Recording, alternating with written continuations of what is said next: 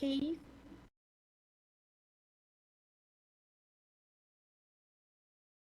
Yes, ma'am, I'm online. Perfect, thank you. Sure.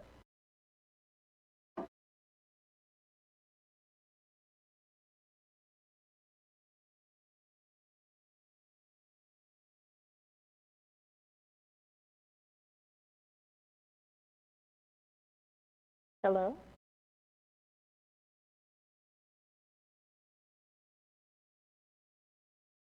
Hello there.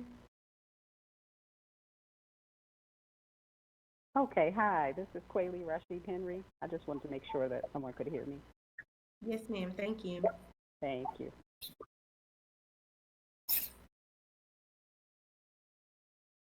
Hey, Monica, I'm on. Hi, Miss Deborah, thank you. How's it going? Everything's good. Awesome.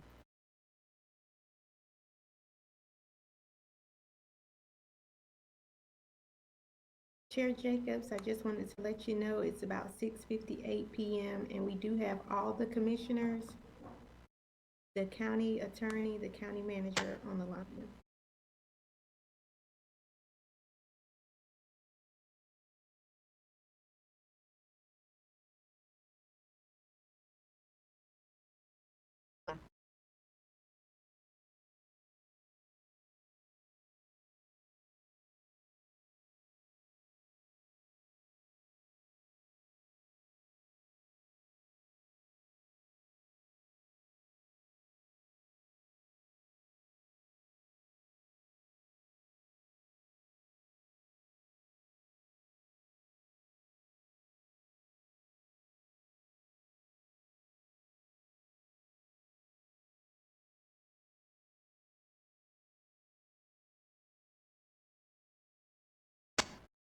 Monica, you my message? Yes, ma'am, I did. I can show the agenda on the screen, but there are other people that will be showing presentations, so it can't be viewed the entire time. Would you like me to send you pictures of it?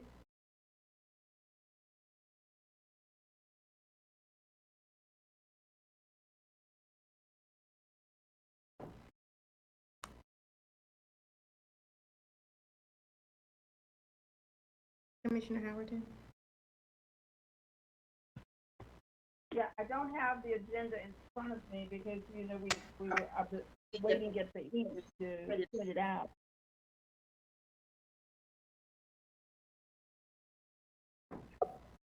Okay, let me figure something out.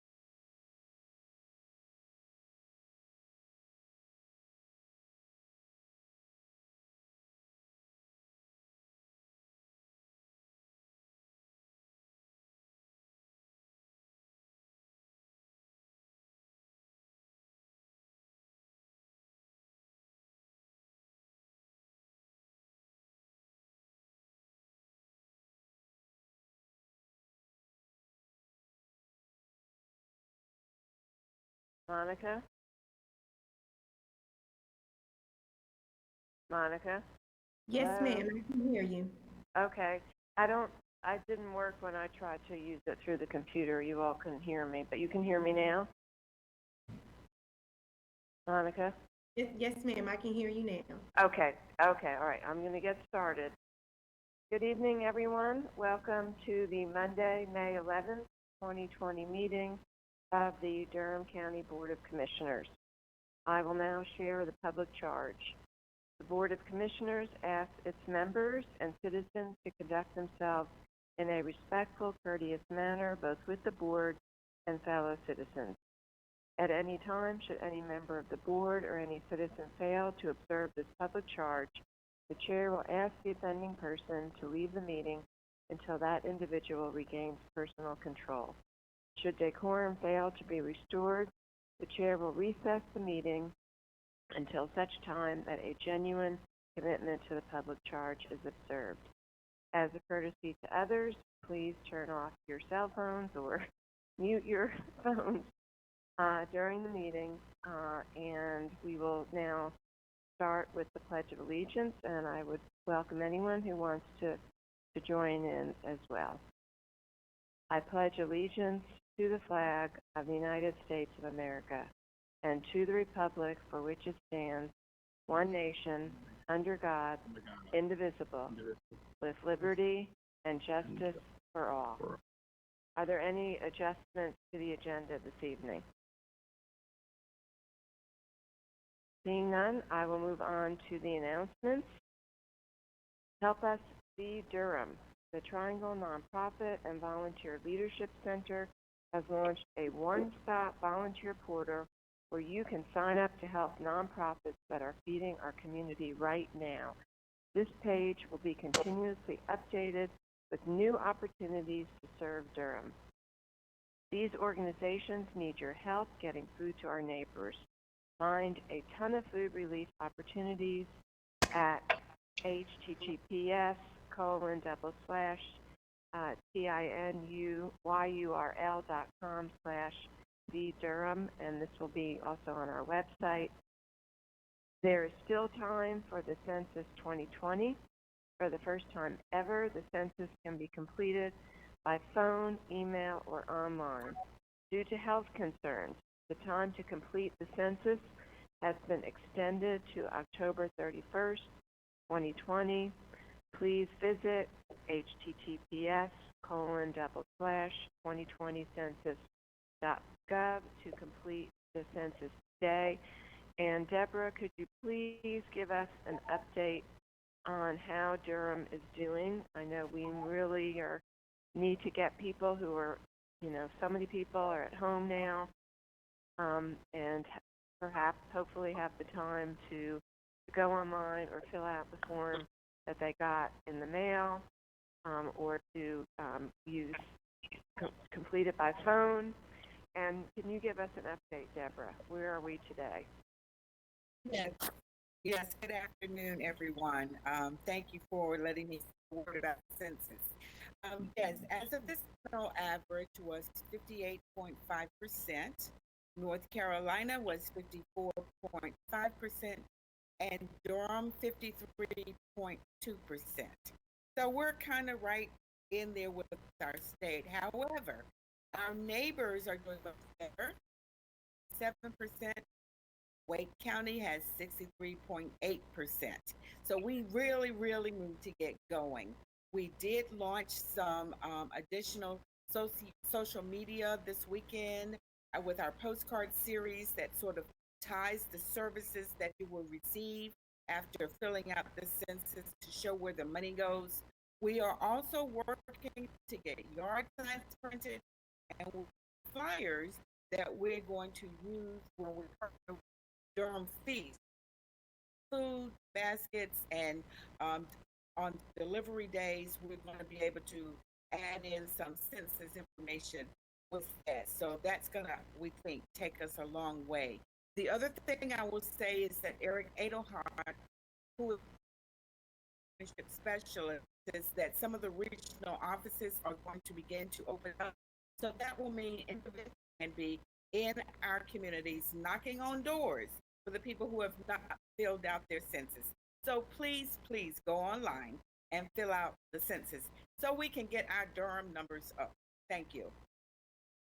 Thank you, Deborah, and that's great to hear about yard signs and postcards going out with all the food deliveries that we have going on in the community. That is fantastic to partner that way. And we definitely want to beat Orange County. So we want to beat everybody. And our goal is, I think you said 87% this year, right? 82%. Yeah.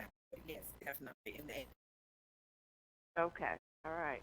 And that would determine things like even what kind of federal COVID, relief or things like that we get. So as we move into the future. So, okay, I, right.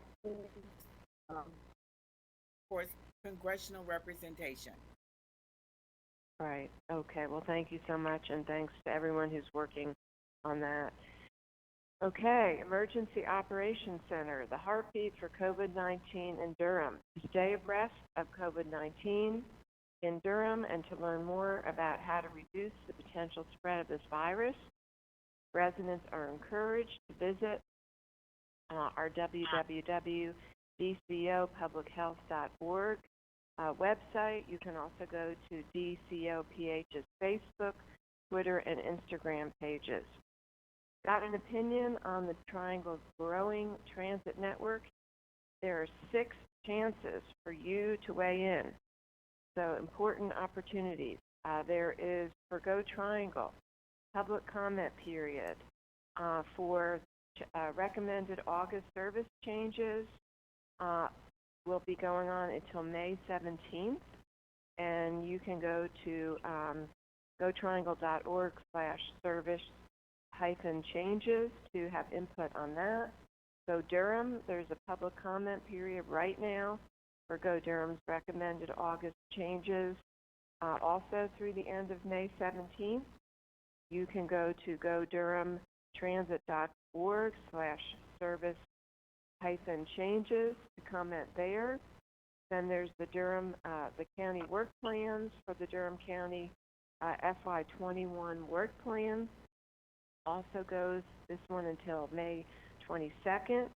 You can comment at goforwardnc.org/county/Durham-county/get-involved.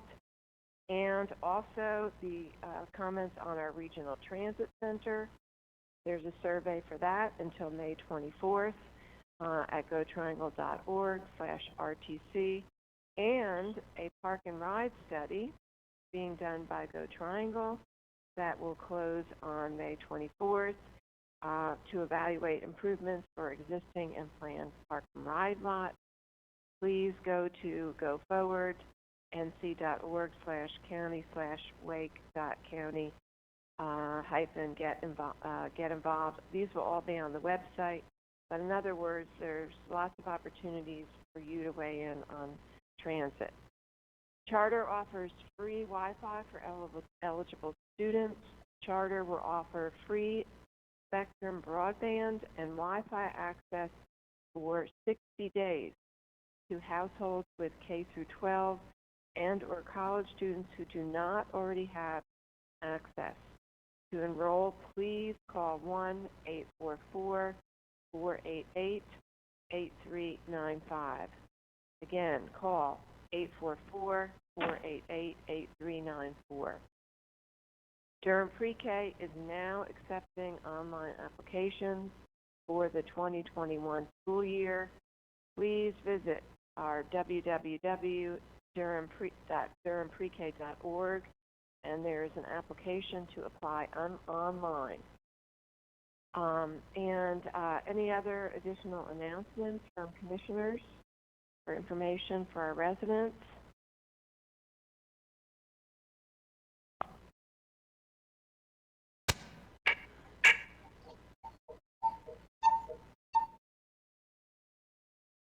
Okay, I just wanted to add, I know that we are going to get a report, COVID update from our public health director. I just wanted to share that today we had 897 positive cases, 35 deaths, and even though we have, the governor's order has allowed the opening of up to 50% retail, for all of the state. I just want to reiterate that the rest of the Durham County state order is current and is in process, and that the Durham County order does require everyone to wear face coverings when they are in settings where they cannot safely social distance. So I want to encourage folks who are going out to do more shopping to please be careful and please be safe. And I do want to also share that the Durham Recovery and Response Task Force, we have two fantastic co-chairs, Katie Galbraith, who is the president of Duke Regional and the president of the Durham Chamber Board, also Letitia Sims, who is a vice president of Blue Cross Blue Shield, and also their controller and chair of the city's audit committee, two fantastic leaders who have both healthcare and business experience, who have stepped up to chair this effort. And we also, there will be a press release going out, I think tonight or tomorrow morning, sharing the fantastic list of additional task force members who represent an outstanding, diverse, and respected group of local leaders to advise us and as we move forward. And that includes Ibuken Akimboyo, MD, who is Assistant Professor, Division of Pediatric Infectious Disease at Duke Health, Susan Amy, CEO of Discover Durham, Ed Boyd, Chief Strategy Officer at Invictus, Dr. Herbert Reynolds Davis, Senior Pastor at Nehemiah Christian Church, Lois DeLoach, who is Philanthropy Director at the Center for Responsible Lending, Jeff Durham, the Durham Chamber of Commerce CEO, George Haple, Vice President of Capital Broadcasting Company, Philip Harewood, CEO of Lincoln Community Health Center, Brad Jenkins, our Public Health Director of Durham County Public Health, Jody Miller, Deputy County Manager of Durham County Government, who is representing the Emergency Operations Center, Pilar Roja Goldberg, President and CEO of El Centro Hispano, and Anthony Nelson, Dean of the North Carolina Central University School of Business, and Nicole Thompson, CEO of Downtown Durham Incorporated. So I'm excited to share that with everyone, and the first meeting of the task force will be on Friday. It will be a public meeting where people can listen in, and there will be more information coming out about how to participate in that meeting. Question. Sure. So could you explain what's the difference and for this committee versus what our fabulous staff and EMS and all those folks are doing? What's the overlap? Is there an overlap? Sure. I didn't hear about it till I saw it in print. So can you explain why? I don't understand the overlap here. Right. Absolutely. That's a great question. So this is a very short-lived, only 100-day effort, and it's purely focused on business sectors. It is not, whereas the EOC efforts are focused on many, many different areas of recovery, this is purely focused on the business community, and it is there are going to be roundtables around each of those sectors to allow a lot of participation directly from those business sectors, and it'll be around what do they need to safely reopen, and for them to help give direct input and collaborate with each other. So it's just a different process, but it will definitely be working with the EOC. That's why both Jody and Rod Jenkins are a part of that. So it's another way for us to as we have to respond quickly and support the business community, it's a way to be able to make that happen. So this is not something for the commissioners to be a part of, I guess. No, and I will not be directly involved. You know, I will. You know, the mayor and I will be. You know, we will be involved, but it's the task force that will actually be overseeing the work and the roundtables that are already working. And I will be again. So I would love for you to participate in the first meeting on Friday. Well, just needing to get some clarification because I saw it when everybody else saw it, and I didn't know what was the objective, where the county commissioners, what is our role, or do we have a role or not? It's really being driven by these leaders in our community and the different business sectors in the community. Okay. But you're welcome to participate in the public meetings, and as soon as that comes out, it will be a publicly noticed meeting. I'll make sure that information gets to you. This is very fast moving. It's very action oriented. People aren't meant to produce a report. It's supposed to be very, very a quick moving, action oriented effort. And to also give an opportunity for our community to directly inform the process. Okay, so. Yeah. No, I'm finished. I just wanted to be clear that there was something expected from the board. Then it would be great to be updated on what that expectation is. Right. Well, I will share everything with you. I sent an email earlier today about the task force members. That's just happened, and then when we have information about the sectors, especially, it'd be great for you to get that out to the community to see if people want to be involved in any of those roundtables, and then pass that on to the staff who are working, who are supporting the task force, so that so people in the community can be involved in those roundtable discussions. So I think that would be great. I think our role could be helping to get the information out into the community, and then, you know, connecting people to the staff who want to participate. So that would be a great way for all of us to be involved.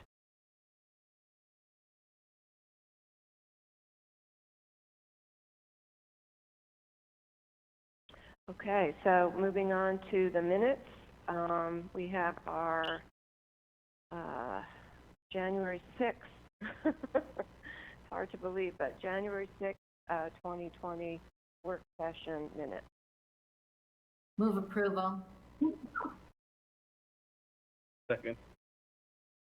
Moved by Commissioner Reckow, seconded by Commissioner Hill.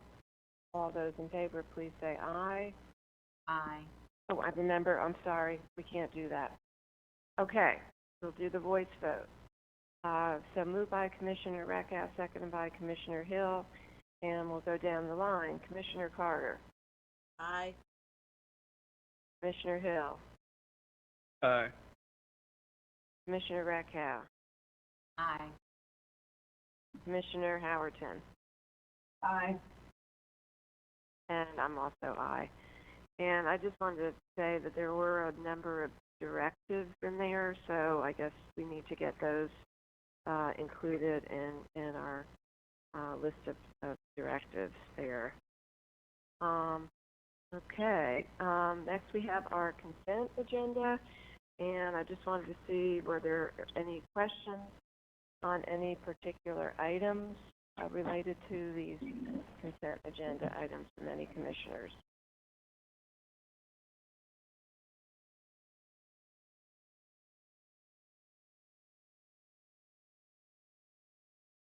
Okay, I have one quick question myself for item 20-0151. I know we were going to get an update, Drew, on where are we at today with the number of folks who are at the hotel? Good evening, Commissioners. This is Drew Cummings. I was texting with Sheldon Mitchell, who's on the call earlier, and was happy to receive a note that we're up to 141, which is just a few percentage points under the full capacity for urban ministries. Still some room at the hotel, obviously, but our goal number one was to get ourselves up to capacity at the hotel, and we're very close to that, and I'm grateful for that. Yeah, okay, that's fantastic, though. That is fantastic. Well, kudos to Urban Ministries. If you could pass that on to Sheldon. Really appreciate that they've made the effort to do that. Sheldon's okay. in the meeting. Thank you. Oh, Sheldon is here. Okay. I am. Oh, okay. Hey, Sheldon. Hey. Well, thank you so much. Glad to see that you've and- been able to do that so quickly. It's definitely, I give all the kudos to the staff. I think they've really risen to the challenge to try to look at how they can come up with new processes, how they can really overcome some of the logistical challenges, moving from our old environment to a new environment, and still being able to really think about maintaining the safety of the residents and themselves being there. And there are definitely bumps along the way, but things have normalized from an operational standpoint. And we're glad that we had the opportunity to be able to allow the residents to be able to more socially distance themselves. I think that's been a tremendous service for UMD and the residents that we serve there. So appreciate the support. Thank you so much. And do you all have enough PPEs and masks and whatever you need there to keep people safe, your staff and the residents? So we're definitely going through it pretty quickly, but fortunately there have been a lot of partners, a lot of community individuals that are stepping up to make donations, along with the items that we've been able to secure ourselves. But we definitely can always use more of the sanitizer, of the mask, as we have more and more people wearing those now. Right. Okay. Well, please let our emergency, EOC folks know so they can help, support you. Okay, will do. Thank you. Thank you so much. Thank you all. Thank you. Okay, I had one other item. I didn't know if other commissioners, I had a question, and I don't know if anyone from the Sheriff's Department is on here, but maybe Jody, you would know item 0187. This actually, I don't think, anyway, 20-0187. I'm not sure if this was on our agenda before.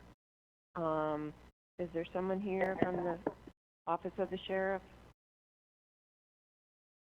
Yeah, Sheriff Burkhead Maybe is here, Jody. Commissioner. Oh, hey, Sheriff. So I just had a question about this. I understand it's to help support technology upgrade issues. I know you have several technology upgrade issues, and I wondered how things were going with trying to do virtual first appearances with the court, and also some of the issues around with the jail court. I know from being in there myself that there were some issues there, but just wondering, was this upgrade going to help with any of that? Well, this upgrade should help. We are working to put a full plan together so we can do the first appearance hearing, so we can do the jail. Hello? Can you hear me? Yes.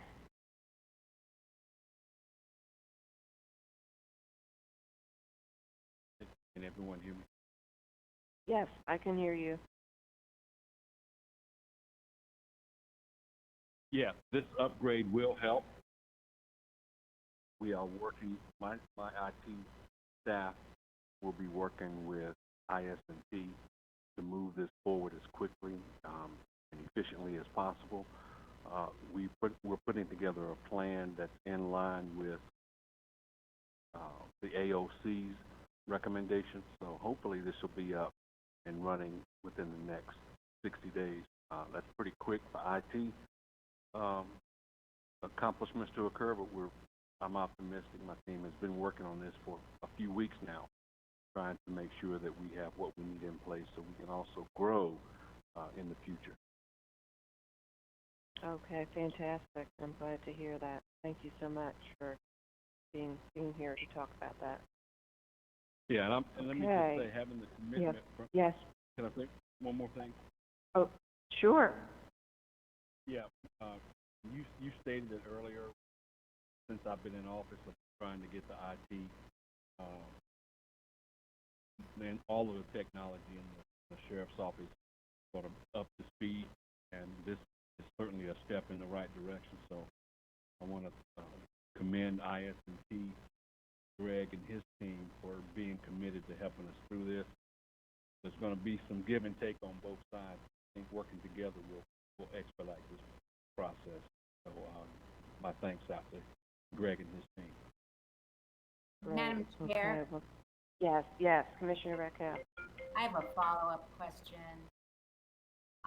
Sheriff, in this regard, this new technology, will it help regarding something that I talked to you about soon after your election in terms of getting good data about the makeup of our population in the jail so we can analyze needs and perhaps better manage the jail? Is that something that this new technology will help with? No, that is a different set of analytics. We have the capability of doing that demographic analytics now. I certainly can pull together a new report. It actually comes out on the Apple report. That report already exists. I can make sure that you all have it. I think Jody's on the list as well as several others. And I would be interested in seeing it. Brenda, Commissioner Howerton and I serve on the Stepping Up Committee, and I know that committee's been interested in being able to see racial breakouts and other kinds of breakouts, the age ranges, et cetera, of our population as we're planning for improvements and looking at ways to keep people out of our jail or help the mentally ill. So, but I think all the commissioners would be interested in that information. Thank you. No problem. Yeah, happy to put that together. Thank you. Can you hear me now? Hello? Yes, ma'am. Back using my computer again. Okay, great. And just want to see any other comments on any of the consent agenda items from any commissioners. I had one last comment, which is related to item 20-0172.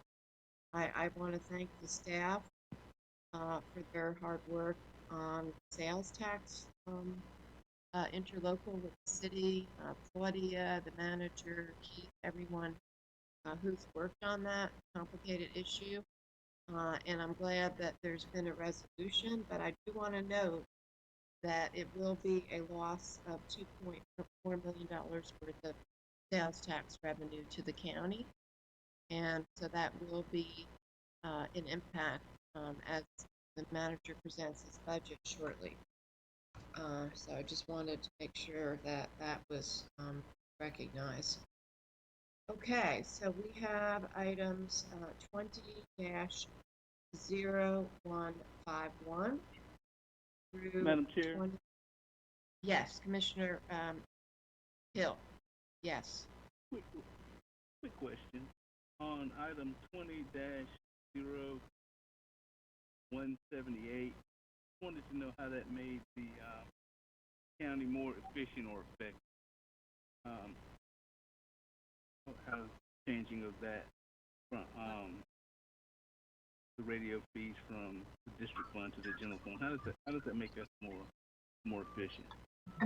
This is Susan Tezak, and what happened when DCFR moved to being contracted with the city of Durham, then it was no longer a need for those expenses to flow through the general fund using its cash flow and then transferring the reimbursement from the special fire tax district fund. So when that merger took place, going forward, all transactions related to that fund need to post directly to that fund and come out of that fund first.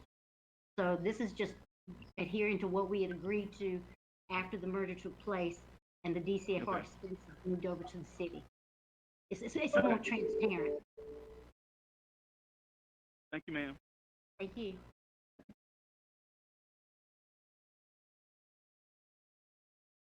Okay, so I think I put out the items for consent agenda. So I just need a motion and a second to approve. Move approval. Second. Okay, moved by Commissioner Recco, seconded by Commissioner Carter, and we'll start at the other end. Commissioner Howerton,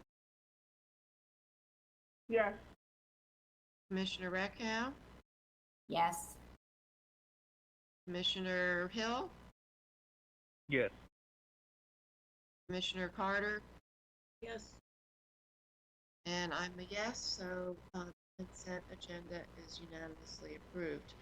All right, on to our major item of the evening, which is the manager's 2021 recommended budget presentation. And I will turn that over to you, Mr. Manager. Thank you, Madam Chair. Can everyone hear me? Yes. Chief, do you have the slides up? Mr. Manager, I do. I'd like to hear confirmation from other folks if they can see it. I can Yes. see it. Okay, thank you. Next. No. All right, very good. Well, we're ready to go then. So, good evening, Madam Chairman, members of the Board of County Commissioners, our county staff, and our residents. It is once again an honor to present to you my recommended budget for fiscal year 2021. And what a stressful one it has been.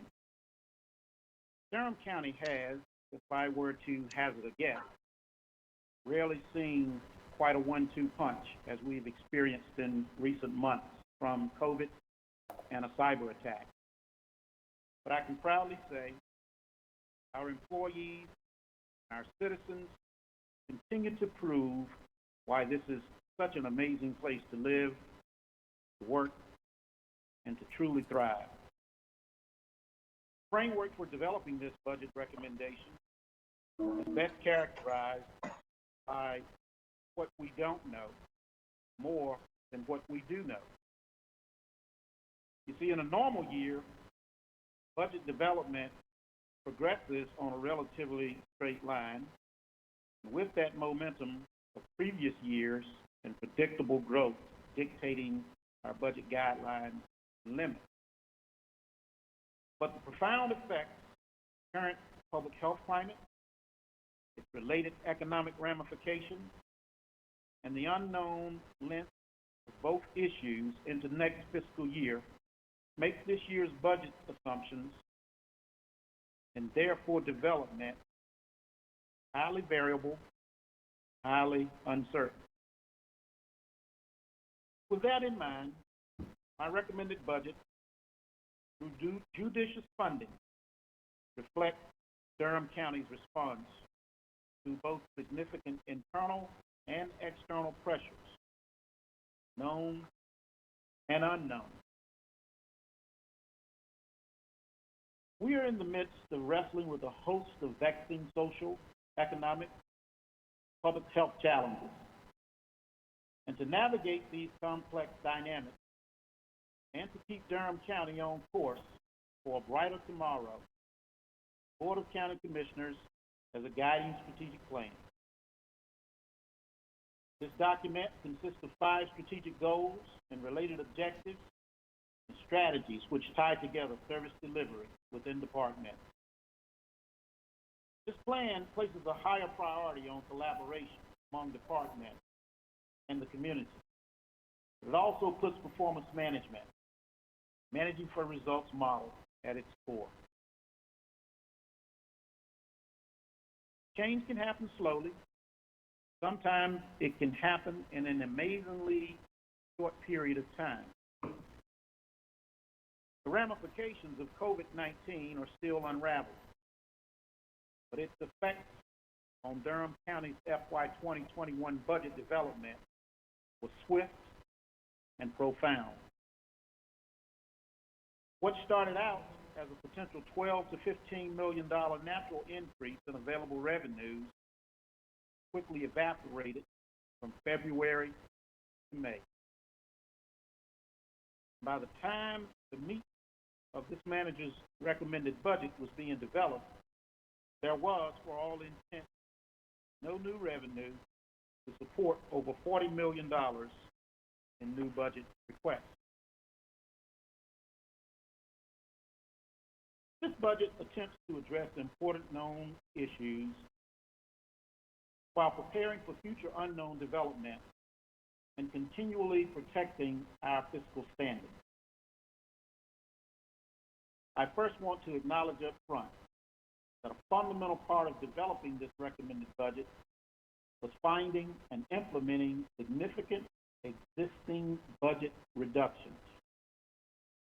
This year's $3.1 million of operating reductions, on top of $2 million in reductions last year, continue to prove the county's impressive ability to adapt and to respond to new realities.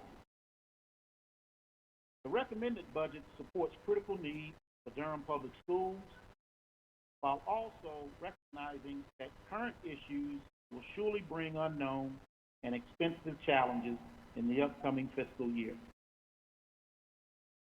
This budget also continues to recognize our greatest asset, our human capital, by supporting all existing employees, their field positions, and the related supporting benefits. Further, the budget provides operational increases in key service areas to address technology protection, social services related, Medicaid application improvement, internal auditing requirements, and initial stormwater protection policy. So many new spending requests and initiatives, while beneficial to Durham County citizens and supportive of our strategic plan goals, have been put on hold in order to allow the county to weather the current storm and those storms to come. So we must position ourselves to continue growing when the time arises. Key priorities I have built into this recommended budget recognize the economic threat our citizens are under, as well as this organization.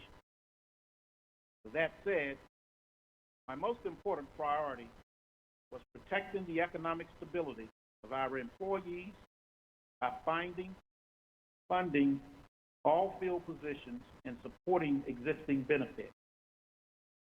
Those key priorities included no general fund property tax rate increase, no general fund fee increase, no employee salary increase, vacant positions hiring freeze, no new positions unless they were revenue supported or through permanent realignment, flat operating budget, limited fund balance use. I have reduced in this budget the Board of County Commissioners contingency to 0. I have reduced in this budget the manager's contingency to zero, and it also it supports our employee health benefit increase. Other key areas relate to the unknown nature of the upcoming fiscal year. Funding has been allocated for potential unanticipated COVID-related needs. In the current year, there have been several COVID-19 related expenses that may continue into the next budget year. This fast-changing economic climate has also had and will continue to have significant effects on the long-range county capital improvements plan through the ability to issue and pay for long-term debt related to major capital projects. This budget has been developed to support the CIP changes and direction supported by the board back in February. Where possible, in a somewhat more limited way, this budget continues to address the board's priorities expressed at the previous planning retreat. With the current economic stress and its expected ramifications throughout the upcoming fiscal year, I am recommending no property tax rate increase for the upcoming fiscal year. We budget property tax revenue in two categories. One to support the general fund expenses, and the other to support the capital financing fund. This pays for capital projects, of course, and debt service. I would like to remind the board and our citizens that the property tax rate is a primary revenue source controllable by the Board of Commissioners, and it is the only significant way to raise additional revenue in future years. While the rate is recommended to remain flat for the upcoming fiscal year, future increases may be needed to support our ongoing goals. Economic uncertainty affects the county's largest revenue source, property tax, by slowing estimated property value growth, particularly vehicle valuation, as well as the estimated property tax collection rate.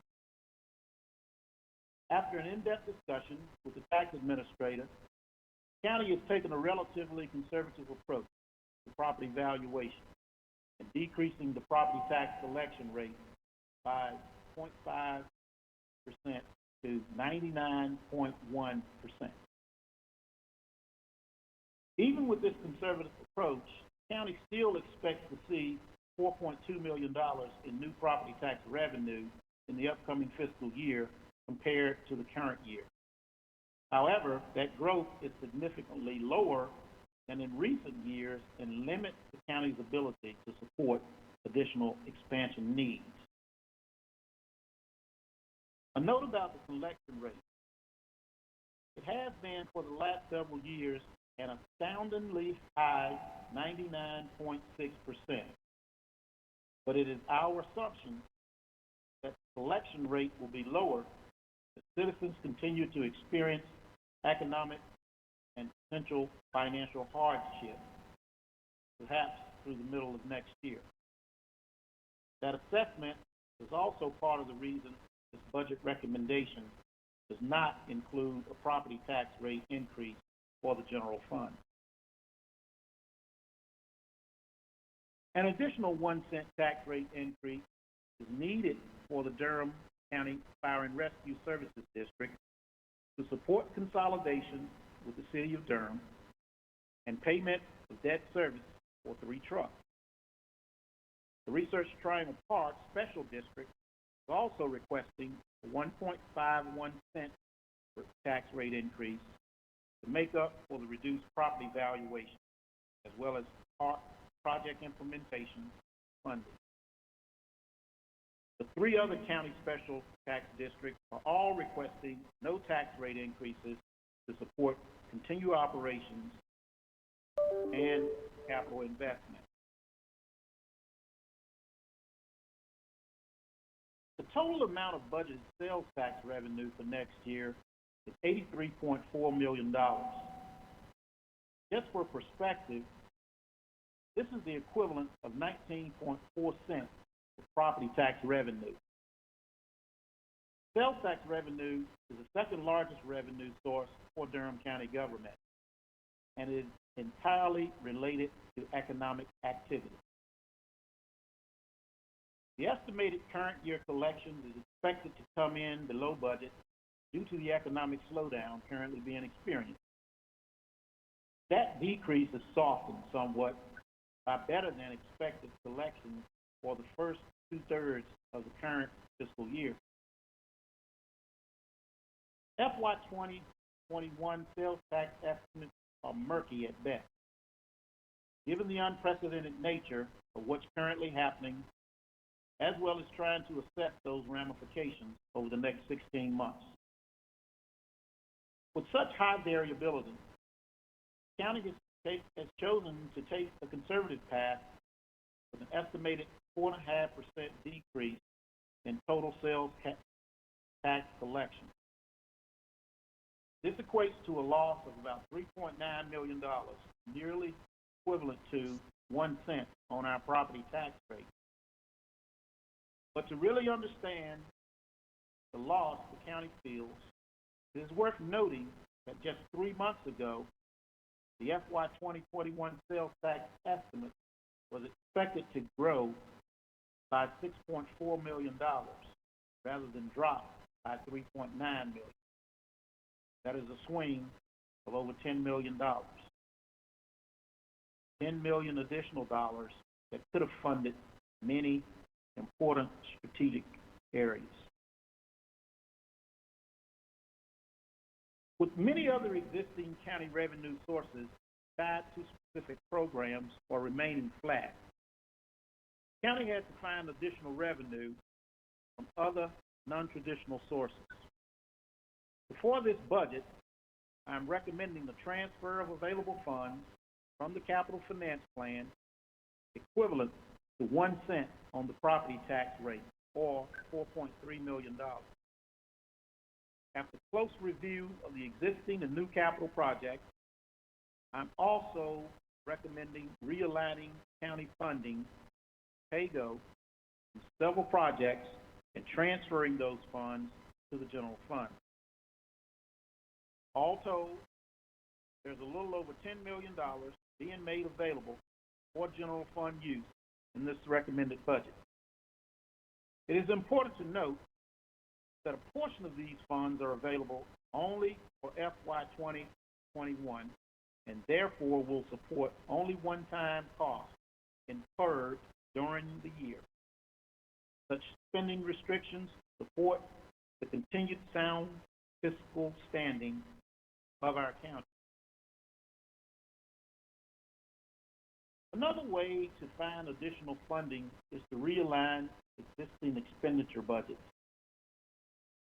County department budgets were reviewed based on trending, critical needs, and dollars were reduced from line items deemed less than essential to service provision.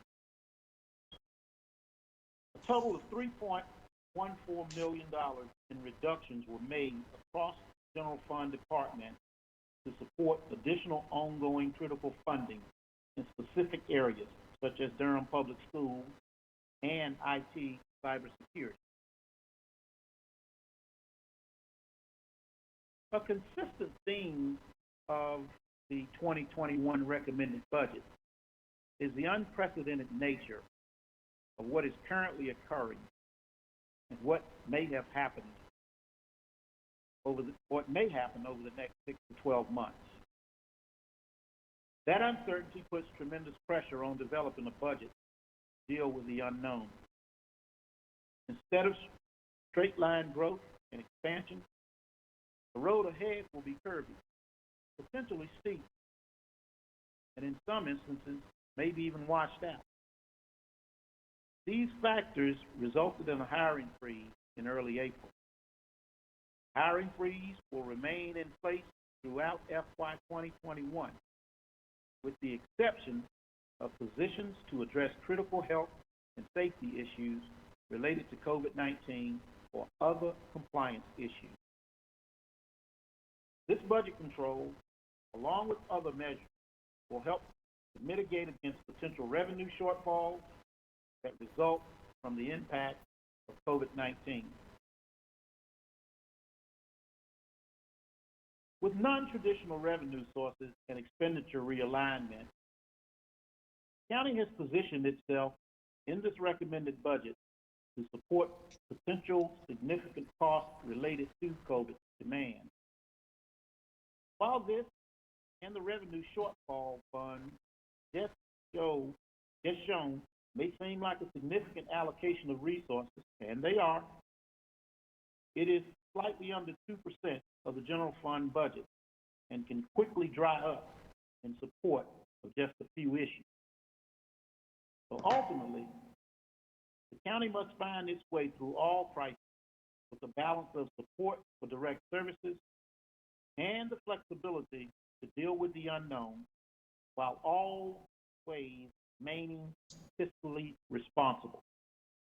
This recommended budget attempts to strike that balance. While the general fund is where the vast majority of daily activity, spending for government services occur, there are a number of other funds that serve specific county financial and operational purposes. These include the already mentioned Special Tax District, Debt Service Fund, and our Sewer Utility Fund. The total county budget, including all of these funds, increases 2.6%, just over $675 million, while the general fund is a subset of that total amount, increases 2.61% to $468.7 million. It may seem surprising to see the general fund budget increase in such a reduced revenue environment, but through the intelligent application, realign existing resources, and the use of redirected funds from other sources, the county is prepared to meet the challenge, both known and unknown, for the upcoming fiscal year. I want to take this opportunity now to share a few highlights from some of the major goal areas and the items that are funded within those respective goal areas.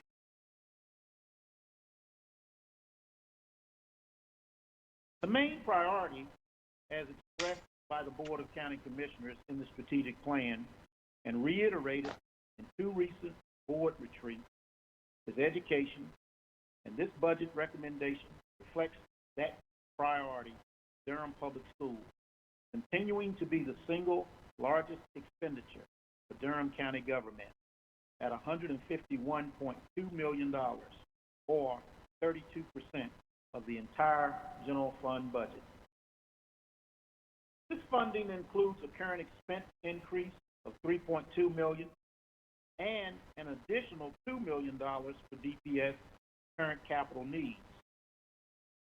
Point of emphasis that was made earlier from the Board of Education. I would also like to note that of the funds made available to our public education system, we continue to be unwavering. Under Goal 2, funds are being added to the social services budget to support up to 57 new FTEs in support of a Medicaid corrective action plan presented to the board in February. The State Department of Health and Human Services is now using a report card system to monitor county compliance each month and to determine those counties that need a corrective action plan or other assistance and support. Corrective action plans will be required for any county that fails to meet the standards for 3 consecutive months or for any 5 months out of a period of 12 consecutive months. The county's plan will support its goals of meeting and maintaining 90% and above on the Medicaid state report card for 6 consecutive months, and it continues passing thereafter, as well as processing 95% of the Medicaid certifications in a timely manner. Also, Durham County Libraries will be eliminating overdue fines for books and audiovisuals. Fine-free removes economic barriers to library access, low-income families, and individuals. However, residents will be charged a fee for lost or damaged items. Under Goal 3, my recommended budget includes funding for the regular replacement of 35 sheriff's vehicles and the realignment of 13 vacant detention center positions to support other sheriff-related critical staffing needs. This realignment is in direct response to the county sheriff's assessment as well as his request. Planning for the future never stops. For the Office of Emergency Services, this includes funding for an Emergency Operations Center facility assessment. The assessment will provide an evaluation of the current and future needs of the Emergency Operations Center and will also inform future planning for county and city emergency operations. The assessment cost will be split between both the city and the county. Under Goal 4, for the county's enterprise fund, our sewer consumption rate will be increased by 6.8% to support 2 new positions, as well as increased operational costs and future reinvestment in the overall wastewater treatment system. The recommendation to move stormwater and erosion control to a dedicated enterprise fund being postponed until FY 21-22 in order to avoid imposing new fees on residents. However, pending future economic stability, 2 new positions starting in January of 2021 are being recommended in order to begin working towards compliance with this federal mandate. Also, recognizing current hardships on county residents, the solid waste sticker fee will remain flat in FY 2021. Under Goal 5, as noted earlier, the FY 2021 recommended budget will institute a hiring freeze of non-essential personnel, with much of the savings protecting against revenue shortfalls. Also, such an action supports my main concern, which is to protect our Durham County employees, the staff that continues to work through extraordinary conditions, staff that serves the county residents 24 hours a day, 7 days a week, staff that I'm proud to say are the best in the world. Creating financial options that protect real people and their families, that protects their retirement and their health benefits. That is what Durham County is about. With that said, this budget will support increases in employee health benefit insurance of $2.7 million, an increase that is approximately 9%, while also continuing to support other employee benefits. While the upcoming year may put stress on our government and our services, I am confident that our employees will indeed respond. After experiencing a cyber attack, I don't know about you, but I surely don't want to work through another. And with that in mind, I'm recommending realigning 4 vacant positions to our Information Technology and Services Department in support of cybersecurity, as well as providing additional contracted services around protecting our valuable data and technology. Other increases support continued use of our Microsoft tools and products that enhance efficiency in our workforce. I'm also recommending for risk management a new position to assist with important data collection and with processing all claims in the county, as the total number and complexity of these claims is ever increasing.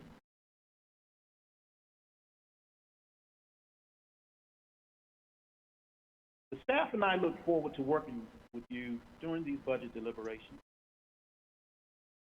Our budget work sessions will begin on Friday, May 19th, where we will provide an overview of the budget and the environment in which it was built. On Tuesday, May 26th, the board will hold a public hearing for the FY 2021 budget, part of the regularly scheduled meeting. Additional work sessions will occur on Wednesday, May 27th, half-day session, and Thursday, May 28th, full-day session, to begin the review of departmental budgets in earnest. If additional work sessions are needed, June 1st and June 2nd have allotted time. Budget adoption is scheduled for June 8th. For our listening audience at home, copies of the recommended budget and this presentation will be made available online at the Durham County website. On the Durham County website, citizens can view the entire document as well as find links to interactive recommended budget report. With that, I conclude this presentation of FY 2021. I reiterate that my most important goals, moving through these unprecedented times and providing exceptional service to our citizens while protecting our county employees and those who will be responsible for delivering these critical services. I'd like to take this opportunity to thank the staff, all of the department heads, budget staff, for all of the work that's gone into putting forward this recommendation. And management looks forward to the upcoming board work session. Madam Chairman, members of the board, that concludes my presentation for the FY 2021 budget. Thank you, Mr. Manager. Can you all hear me? We can. Hello? Okay, thank you. Thank you so much, Mr. Manager, and I really appreciate the quick revising that you and the staff had to do in a short amount of time. Looking at that first slide of the different revenue projections in February, in March, and then where we are today, and that on top of running the EOC and also dealing with our malware attack. And as you said, our first budget work session will be next Tuesday at 1 o'clock in the afternoon, I believe, and I know everybody will be ready to jump in and delve in. Any other comments from any commissioners at this time? Madam Chair. Yes, Commissioner Reckitt. I just wanted, first of all, thank you, Mr. Manager, for getting us going on what is going to be very difficult budget this year. First thing, though, would be, are we going to get a hard copy of the budget? I always like to mark mine up with questions. Madam Chairman, we spent the day at the office, many of us working at a feverish pitch, put that together along with the official written manager's message. And so I think it's safe to say that we will be prepared to make certain that you have a hard copy of the budget as you have enjoyed in the past. Thanks a lot. I normally would I've gone with electronic for everything, particularly since the onset of the COVID-19 virus. But for the budget, I just think hard copy would make things easier. So thank you. We, in light of the cyber attack, along with, what we've been dealing with in COVID, it'll probably be about 85 to 90% of what you're accustomed to, but you will have a document. Thank you. And for me, as you went over it, one of the areas, and I think I mentioned it during a briefing a few days ago, was are the revenue projections. So if we could get a full briefing on the thinking behind the assumptions in the revenue projections at hopefully our first meeting, that would be helpful. We'll be prepared to do so.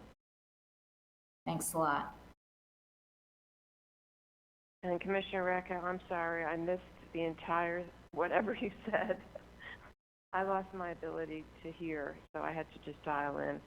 Do you mind just saying quickly what you just said? I first asked for for us to get hard copies of the budget, and the manager said that that's in the works. And then I asked for a thorough review of the revenue assumptions at our first meeting, and he agreed that that would be on the agenda for our first meeting. Okay, great.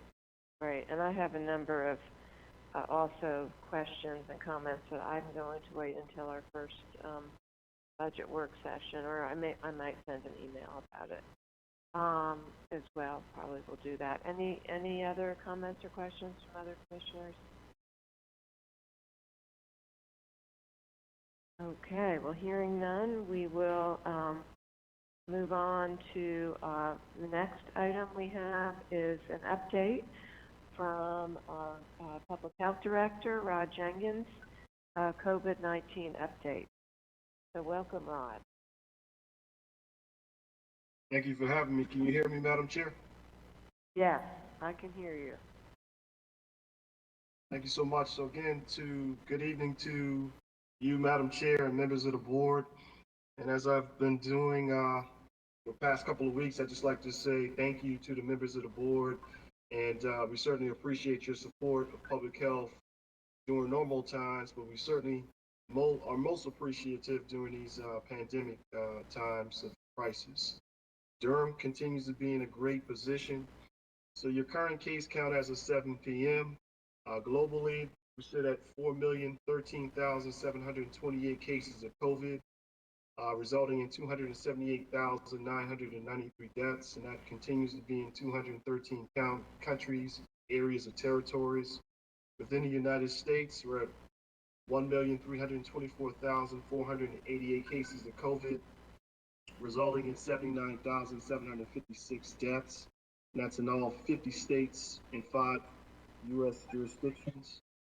In the state of North Carolina, we're at 15,045 cases of COVID, resulting in 550 deaths, and it's in the 99 counties, with the exception of just one. And locally in Durham, as of 7 p.m. this evening, we're sitting at 897 cases of COVID, resulting in 35 deaths. Average age of our COVID cases are right at about 48, and one thing that we're starting to do now is just to really highlight that we have 215 active cases and 647 inactive cases. So we continue to work hard to have to do to contact trace and stay ahead of the curve. As far as ages, under the age of 18 represents 2% of our cases. Ages 18 to 44 years of age represents 44%. Ages 45 to 64 represents 34% of our cases, and 20% of our cases are over the age of 65. Outbreaks continue to plague us. Close contacts at these facilities represent 70% of our cases. Community spread remains low at 17%. Travel related cases represent 12%, and we continue to have 1% of our cases under investigation. As mentioned about outbreaks, 49% of our total caseload were attributed to outbreaks at long-term care facilities. As far as ethnicity and race breakdown for you, 2.2% of our cases identify as Asian, 39.6% of our cases identify as Black or African American, 13.7% identify as other, 20.3% identify as white, 23.7% of our cases are unknown, and 0.4% are Native American. 16% of our total cases identify as Hispanic or Latino. North Carolina has entered phase 1 of reopening, but the big three still plays into our ability to open completely. And the big three consists of testing, tracing, and trending. As far as testing, the state does have a goal to test 5% of the population per day, which equates to around 17,000 per day, and they do believe that this is achievable. Durham's testing goal remains around 540 tests per day based upon state algorithms. Happy to report that Duke University Medical Center has the capacity to test 1,500 per day. Lincoln Community Health Center can test 60 per day. And we soon will be able to test 200 per day at Durham County Department of Public Health. Walgreens is also a great partner who can test 160 per day, and since May 1st, they have been doing an outstanding job. Cumulatively, they have tested 1,282 Durhamites, resulting in about 17 positive cases. As far as contact tracing, our surveillance section continues to operate with around 20 staff members, and also with the help of 13 Duke physician assistant students. I have been successful in my negotiations with Community Care of North Carolina, and they begin training on Wednesday, May 13th, and Durham County will receive 25 contact tracers. Of the 25, 5 will be fluent in English and Spanish. Since March 9th, we have been successful in contacting well over 1,600 contacts.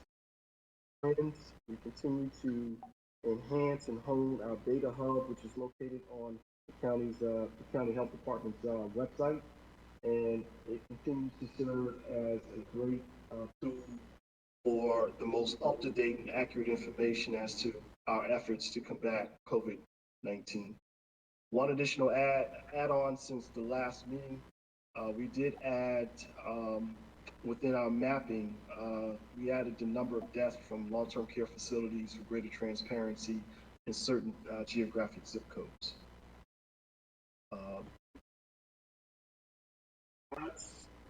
I'd like to again commend the Board of County Commissioners for the great job you've done with the stay-at-home orders.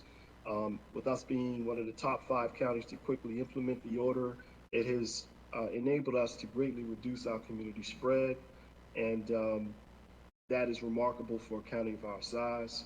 Our order still requires face coverings while in public, and continues to be in effect until Friday. But again, make no mistake about it, good public health practices has made the difference in flattening the curve, and that's practicing social distancing, good hand washing hygiene, and also with the mask and face coverings. That being said, I stand ready to answer any of your questions. Thank you so much, Rod, and I just want to commend you for your leadership and your innovation, for what you have done in Durham County, the fact that we have such great testing capacity, tracing capacity, the agreements that you have put in place with Duke related to data sharing, the transparent data hub, and all the information that you have for the community, all the outreach you've been doing at long-term care facilities, just everything that you and your staff have been doing have really saved lives in our community. And on behalf of our board, I just want to say we are really grateful to you. I want to open it up to questions from board members. Comments or questions?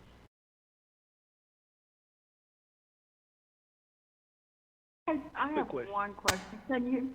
Can you hear me? Yes.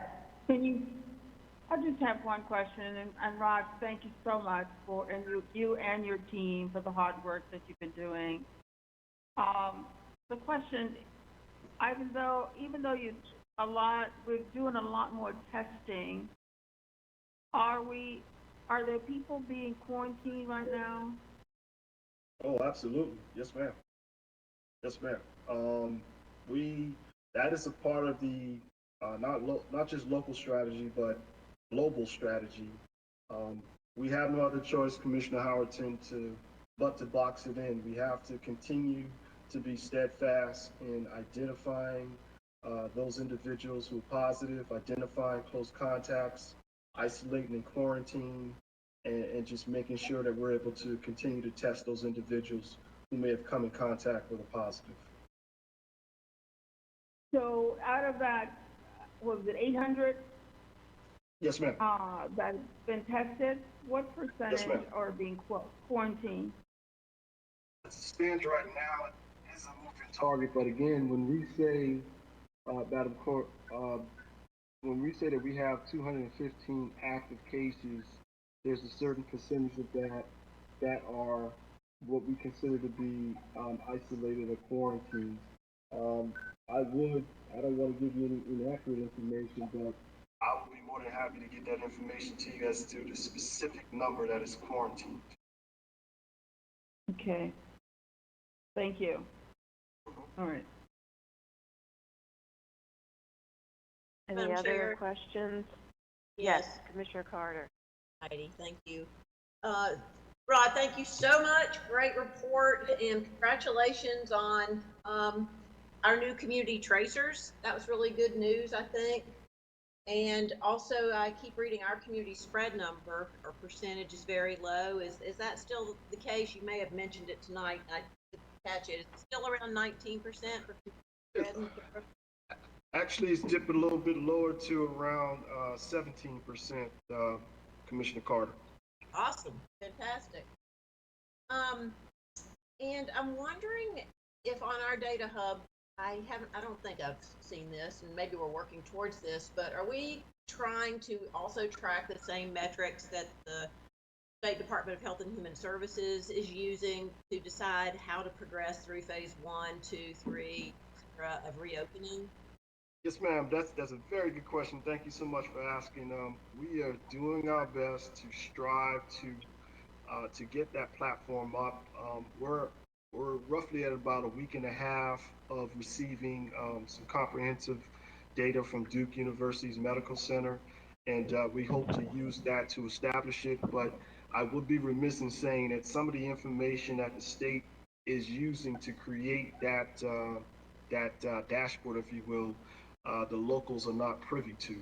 But we will do our best to try to mimic that, because I know that was a request that the chair had a little bit earlier. But we're continuing to work with a local partner in DataWorks and a couple of others to make that a reality. Excellent. That sounds great. I in particular, am just most interested in that percent positive rate. You know, out of the number of tests that we're doing, what percent of those are positive? I just feel like that's a really key statistic, and would like to know what that is for Durham. Like, we ought to be able to figure that one out. Yes, ma'am. We'll do our best to get it to you. I know you are. Thank you so much. Any Madam other Chair, questions? Yes, Commissioner Eckhouse. Thank you, Rod, for the very fine report. Regarding tracing, obviously you need people to do a lot of the work, but are we looking at using technology to assist them? I know in some countries they use cell phone data to help with that. Is that anything we'll be looking at?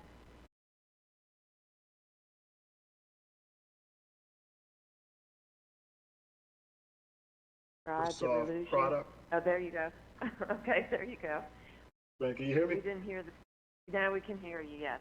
Okay, I apologize. The state is finalizing an agreement to use a Microsoft platform that not only the contact tracers will use, but the entire state will use. And they hope to have that finalized and be able to roll out by week's end. As mentioned, the contact tracers that were hired through Community Care of North Carolina will begin training on May 13th in anticipation of being prepared for service by Monday of next week. And they are also training on that platform, Commissioner Reckow. So we look forward to it. And again, we also had to designate health department employees who will also be trained on that platform as well. So we do fully intend to utilize technology to stay ahead of the curve, if you will, and to combat, to have it as an additional tool inside our toolbox to combat COVID. Okay. Be interesting to get more information on how the Microsoft platform will assist. Yes, ma'am. They kind of got it under wraps right now, Commissioner Reckow, but as the weeks progress, I'm pretty sure we'll learn a lot more about it. Okay, thank you. Mm-hmm. Okay, anybody else? Quick question And, about the Well, Microsoft platform. Oh, yes, Commissioner Hill, yes, sorry. Any private concerns? I'd like to know how we're going to address that. You might not be able to do that right now, but if we could get a memo, that would be nice.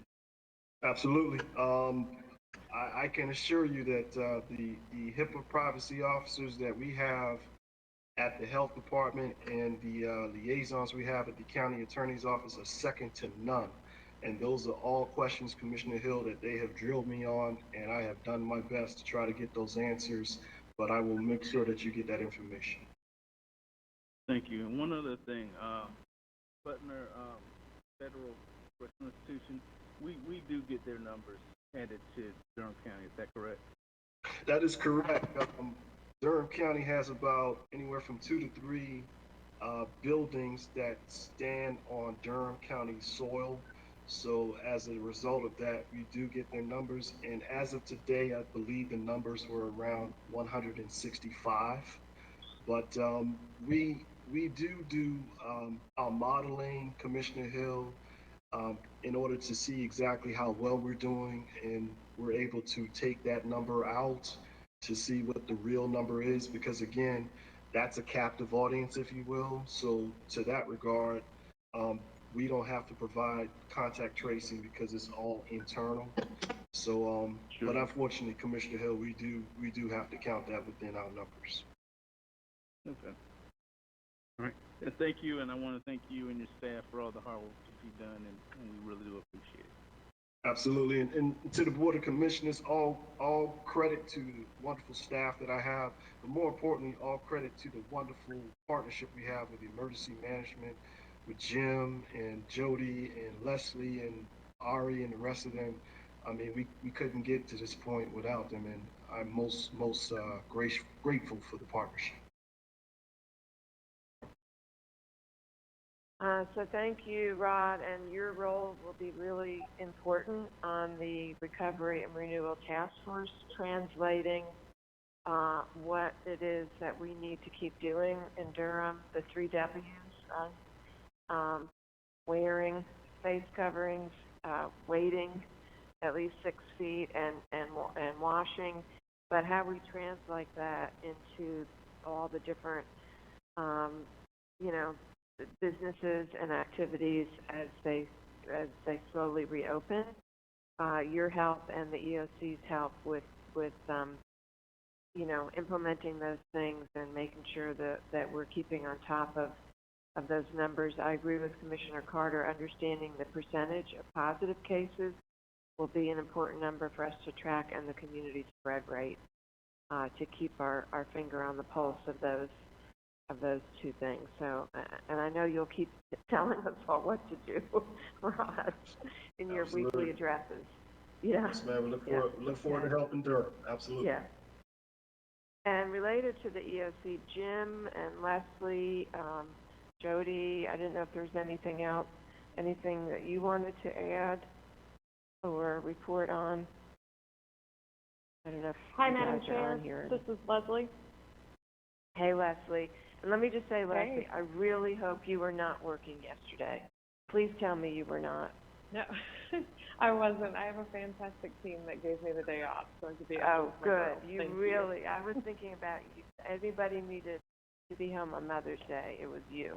So good. Oh, thank you so much. Okay. Okay. So really, thanks to Rod for his wonderful partnership and report out from Public Health. You'll certainly be hearing from our Human Services branch with regards to food security later on this evening. Just wanted to kind of provide you with a little bit of an update of what we've been working on. Last week was Hurricane Preparedness Week in the state of North Carolina, and while our primary focus has been on our COVID response, I did want for the board to know that on May the 4th, we did hold a virtual discussion with our EOC partners anticipating challenges that we could potentially face when responding to a hurricane during this COVID pandemic. So I just wanted to update you all on that and let you know that yes, we are extremely focused on COVID and the important work that's being done with that, but we haven't lost sight of, impending potential weather that could come our way at any point during hurricane season, which starts on June 1st. And outside of that, there really aren't any major updates to tell you all about. Thank you. Thank you so much, Leslie. Any questions or comments for Leslie? Or I know Jim is on here too. Okay, well, we're going to hear more about the food work in a few minutes. So again, thank you so much. All right, so we're going to move on to the discussion of possible food security, distributions, and contracts. So I will turn that over to Drew and Donna Rewalt. I'm going to leave this one in Donna's capable hands. Okay. Thank you, Drew. Good evening, Commissioners. This is a continuation of the discussion we started at last week's work session around food security needs. And so we have shared with you some recommendations that I'm going to highlight for you for a few minutes, as well as some supporting materials with specific proposals regarding those recommendations.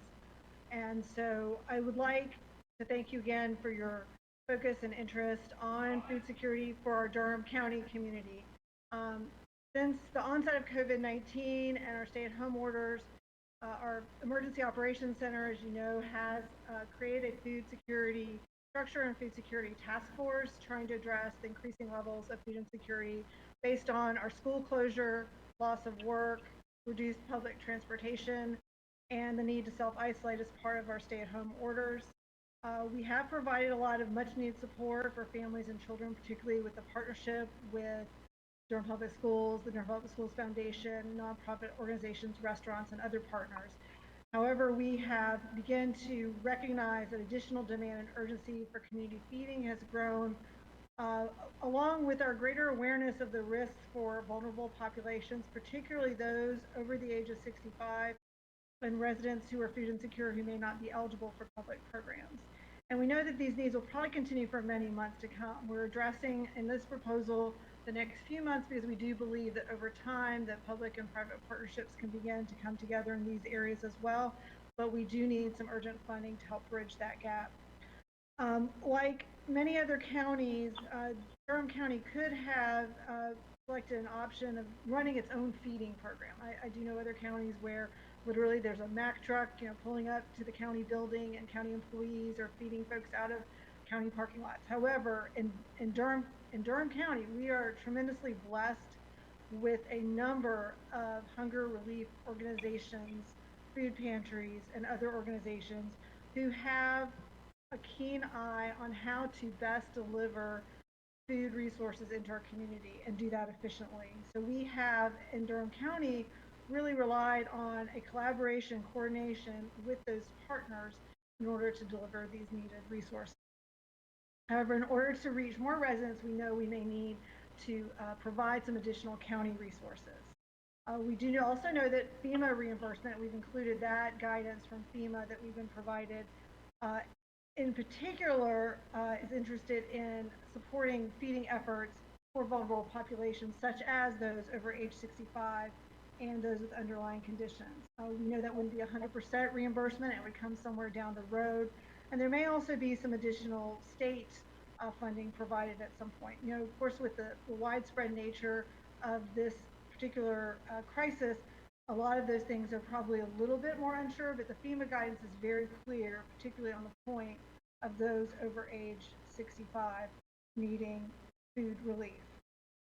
So we have looked at several options for this, and we want to recommend to you this evening a recommendation that Durham County provide a total of $152,000 for meals for hunger relief for 2 organizations that serve older adults and a third that serves our Latino Hispanic population that's experiencing high levels of food insecurity due to job losses. It's expected that around $116,000 of that would be reimbursable in some form based on FEMA guidance that you have in front of you, particularly regarding the 65 plus population. For the remaining $36,000, we are recommending to you, we can apply for reimbursement, but it's a little less certain because of the population. So those particular proposals include a contribution to End Hunger Durham for food relief for residents who are in subsidized housing who are seniors over the age of 65. Currently, End Hunger Durham is providing over 900 seniors with 3 meals a week on delivery to, I think, over 16 or 17 different sites with the help of volunteers and with restaurants who are primarily minority and women-owned businesses, which is a great bonus, those caterers and restaurants who are involved in that project. And so we're requesting $60,000 for that effort, which would cover 4 weeks of that feeding. We are also proposing to the city, after conversations with Mayor Schul, that the city also provide $60,000 for that particular effort within Hunger Durham for an additional 4 weeks for a total of 8 weeks. We are also recommending that commissioners provide $56,000 for 100 additional Durham residents for 2.5 months of feeding through the summer for Meals on Wheels residents who are homebound and over the age of 65. We know that they have a waiting list of 450 right now. The waiting list has increased a great deal in this time of COVID. However, we are recommending starting with 100. They have also provided a proposal to Duke, and if they get that, then they could take an additional number of people off the waiting list for this period as well. So the interest here is in getting as many as possible. Those would be prioritized, obviously, based on need and need of the service. The third component of our proposal to you is to provide $36,000 to El Centro Hispano, which is a well-known Latino nonprofit organization dedicated to strengthening the community, but they have also now, in the time of COVID, really ramped up services, in particular in the areas of relief for rent assistance and utilities, and also for food assistance. So this $36,000 would help them provide meal purchases for 300 Durham Latino families through the end of July. Their strategy has been a combination of food provided by farms and other nonprofits, and also purchasing a culturally appropriate food from Campari Foods. So they make particular orders for the families that are most in need. So if you have a family of 8, it would be customized to that family, or a smaller family. And they purchase the food through Campari, and then the family can pick up the food at Campari Foods. So it's also a partnership with that store in our community. So those are the 3 proposals. In short, you have more detail in front of you if you would like to ask some questions. But that's a total of $152,000 that we are requesting you all consider and recommending to you. There's a lot of needs in the community, but these are two areas in particular that have been more challenged to get the same level of resources that some of the other efforts have. We are also having conversations about ways to build private partnership for senior feeding and also for our Latinx population. But for now, we believe in the short term that the county funds would help leverage those dollars, and with the expectation that much of it would be reimbursed by FEMA and or state funds. So that is it. Thank you so much, Donna. I just got booted out of this conference. So it's ringing me in here for a minute. I'm sorry about that. But now I need to hang.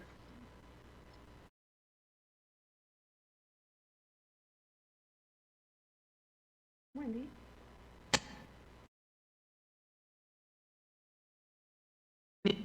Hello, can you hear me? Yeah. Okay. Yes.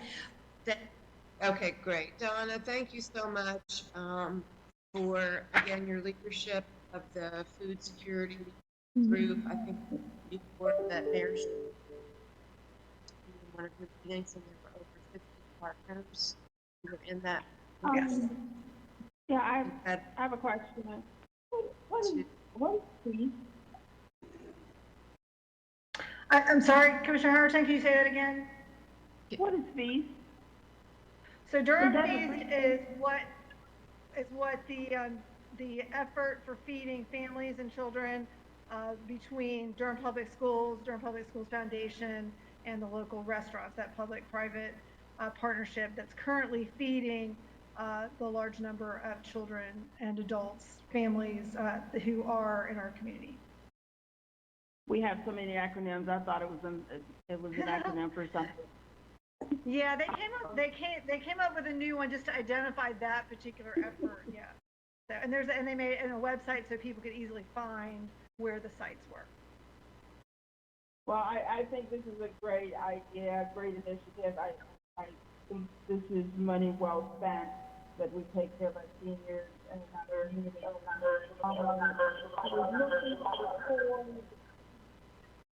looking for the number.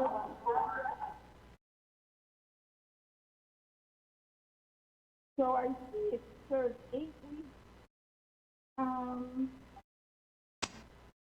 In hunger is 8 weeks. Yeah. I was trying to see if both of them are for 8 weeks or just one. So Meals on Wheels. Yeah, Meals on Wheels gets, I think, a little bit further into August with the $56,000 we're recommending.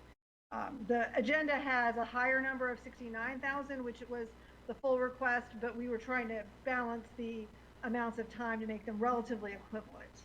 So that's the choice we made in presenting that to you. So if we needed to come back later, have a conversation, we'd be again talking about similar time periods.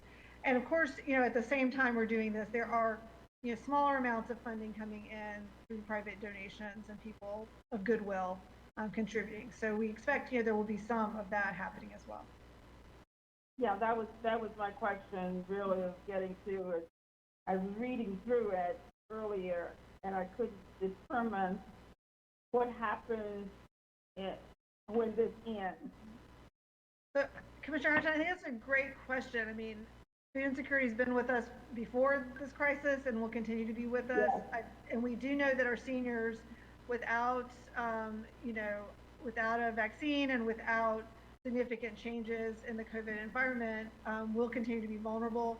So we're hoping that some of the systems that have been in place previously, such as congregate meal sites, will develop new strategies for some of that food delivery. We are hopeful that private partnerships may emerge. So our senior feeding efforts probably have gotten less attention overall. So we are also talking about what are ways we can work together to bring more attention to that effort and build more private funds there. So I think also once we see what Duke will do, I think we'll have a better idea of how far we can get. It will also buy us a little bit of time to work on those things. So if we can get through the summer, get through these initial months, while we're trying to help them build these private partnerships. We'll have a much stronger idea about what's happening in the fall. I can see that with Hispanic Latino population, as jobs return, they may find some relief there. That's something El Centro has shared with us that they expect. Seniors, of course, are not in that same situation, so we may have some additional need there. This is very unpredictable, unfortunately. So we are monitoring it closely, and we'll continue to do so. Well, thank you very much. Thank you. Can people hear me? Okay, looks like, hello? Yes. Okay. Gotcha. Any other comments or questions for Donna? I have just a couple. Yeah, Commissioner Carter. Yes, well, I think these three proposals are really strong, and I hope that we will provide this funding so that End Hunger Durham and Meals on Wheels and El Centro can begin to, or can continue to do the work that they're already doing, that we can fund longer. But I really also, from having the privilege really of sitting in on that task force, the courageous task force of people who are working to make sure no one is hungry in Durham. It's an amazing assemblage of really great minds and really hardworking people. After listening in on that a couple of times, I just really think that this is a wake up call for some of the weaknesses we have in our United States and Durham systems, including our food system, and that we need to address sort of the crisis in feeding. But like Commissioner Howerton said, food insecurity has been with us, and we have a high percentage in Durham, something like, I don't know, 70% of our people are food insecure, I think was one of the last numbers I saw. And I just hope that going forward we can maybe put in place some planning around a comprehensive food security strategy, and also fund a position to sort of drive this work and coordinate this work, and make sure that the plan that we would hopefully develop will be implemented well and over time. I know that we're at a situation where we don't have as much revenue coming in as we hoped, and that there's a recommendation that we have no new hiring, but perhaps through some CARES funding, or I don't know, some realignment of the resources, we can find a way to hire a food security coordinator, someone who could continue to work with this amazing task force that we have and could carry this work forward beyond the COVID crisis. I hope that's something we can discuss, maybe in budget work sessions.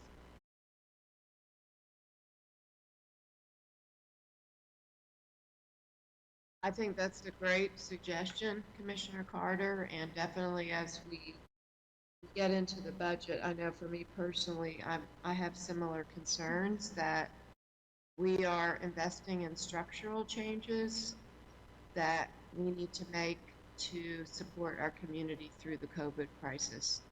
And so the things I love about the work that's happening, it is a systems approach in that, for instance, the End Hunger Durham proposal is partnering with minority-owned catering companies and other local businesses, and also with the El Centro project, it is partnering again with a local business. So looking at our supply chains and things like that, I think are really important. And I just say, Donna, I think that you are trying to look at that system work, and thank you for your leadership. And the point that we have been neglecting our seniors, and they are so vulnerable with COVID, and thinking about the articles that I've read, even about home nutrition, is an important way. People have to have good nutrition to be able to just personally fight this disease.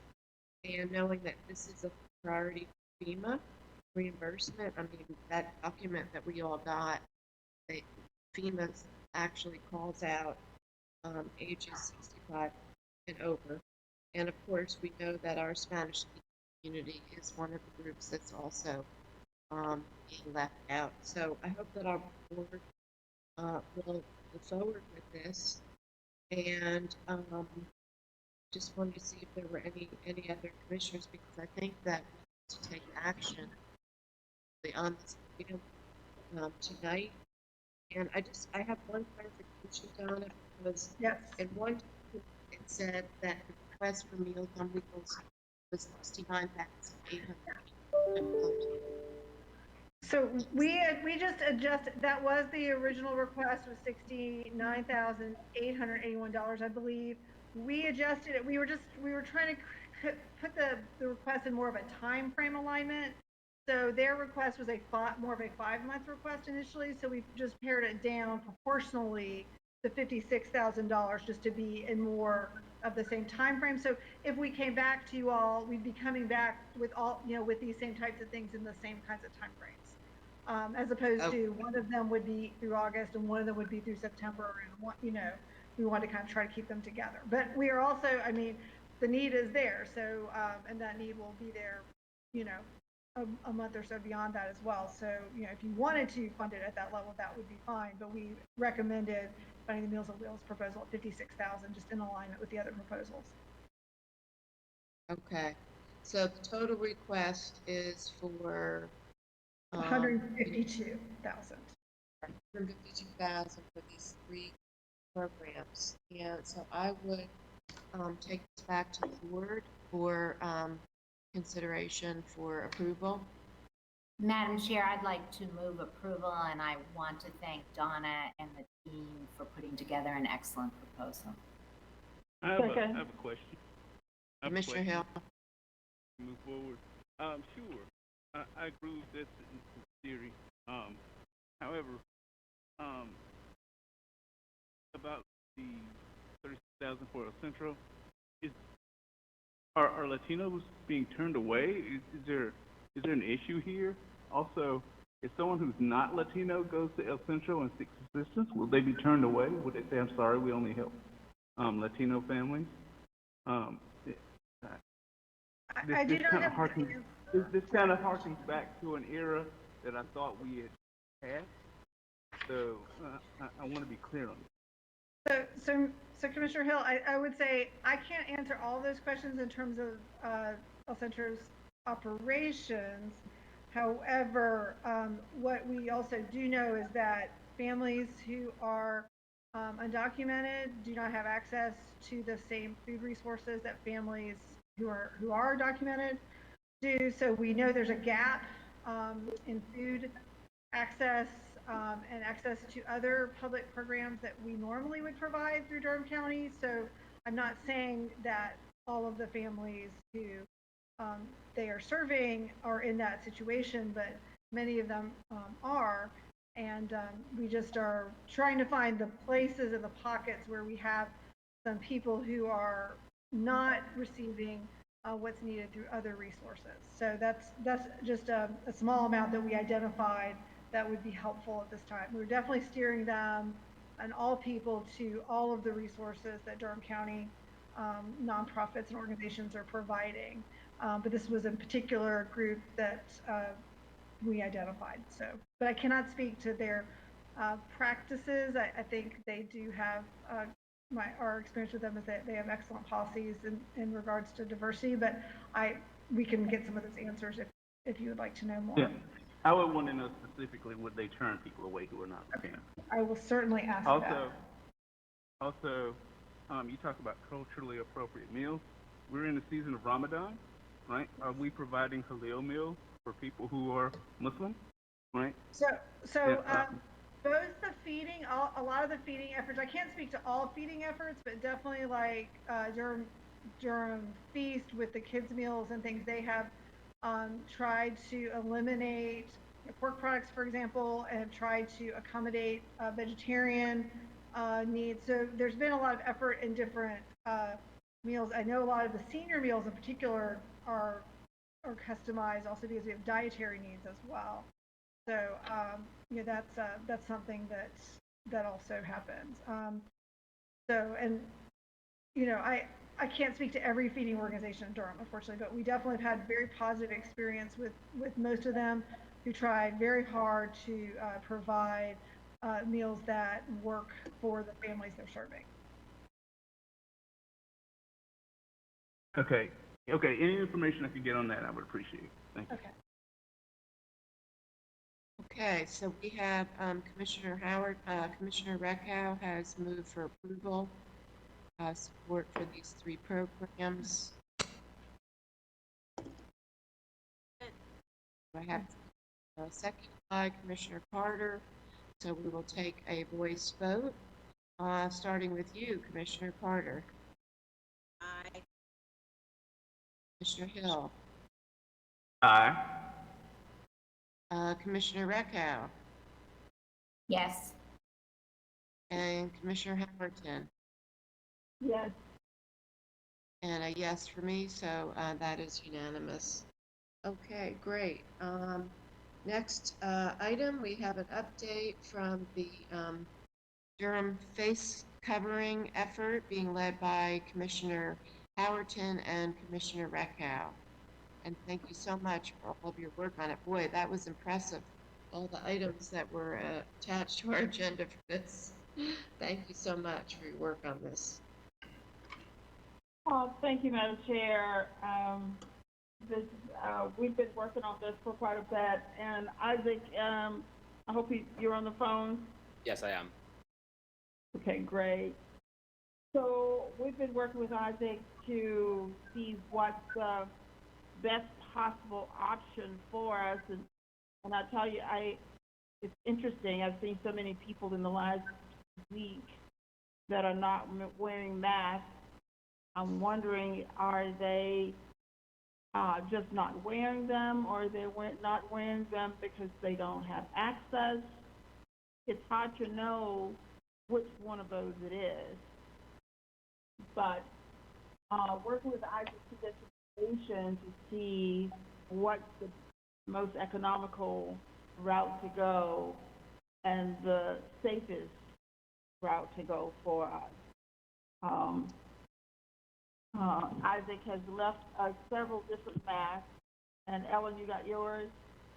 Yes, I did. Okay. So I'd like for Isaac, unless you have something else, Ellen, that you'd like to say, to talk to us about the difference in the mask and the difference in the cost. Great. Well, thank you, Commissioner Houghton, having this to me. And yeah, the difference, we have identified 3 options for the county to consider, and I just want to clarify that this is not just something where the county is considering making a purchase, but also we're engaging with Duke and other local employers to see if they want to go in on ordering for their employees. So this could have the potential to be a big partnership throughout Durham. Now, we have 3 samples, all from North Carolina manufacturers, one of which is made by a sock company which produced for Winston-Salem, and that's called the Nightingale, and it is a very breathable, durable face carrier. I mean, all of these are designed to be washable, breathable, and durable and comfortable. So they're all on the basis of these are things that you can put in the washing machine and wear every day if you're working. So they all have that in common. The second option is from a company called Burlington Fabrics, and it has, in my opinion, a kind of basically a flimsy and uncomfortable piece of fabric. I don't know, Commissioners Houghton and Reckow, how you felt about those. I agree with what you said. And then the third option is there's one produced by the Carolina Textile District, which is a worker-owned cooperative of local textile manufacturers across North Carolina. And that's a pretty nice, if simple one. It's not very high-tech. But the main thing that I would want to emphasize in all of this is that we need to be going for durability, number one. And number two is comfort when we're wearing it. Because if these are things that essential workers have to wear all day, then they need to be things that don't tug at your ears. So that means probably we need things that tie around the back of the head.